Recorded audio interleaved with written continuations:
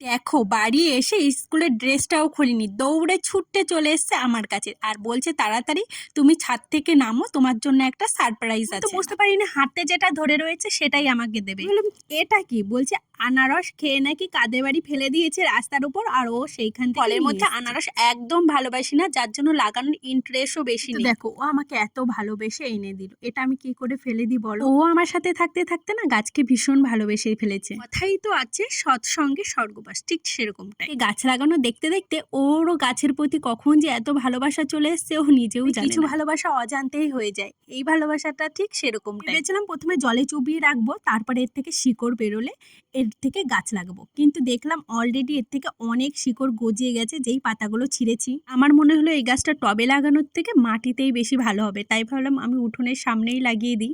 আনারস গাছ কি করে লাগায় আমার জানা নেই, আমি ঠিক করে লাগালাম কিনা অবশ্যই তোমরা কমেন্ট করে কিন্তু জানাবে। আগের ভিডিওতে মধুমিতা নামে একটা মিষ্টি বোন আমাকে কমেন্ট করে জানিয়েছো দিদিভাই আমার নামটা নিও, এই তো বোন তোমার নামটা নিয়ে নিলাম। সবার এত ভালোবাসা পাচ্ছি যে আমার গাছ লাগানোর আগ্রহটা তোমরা আরো বাড়িয়ে দিচ্ছ।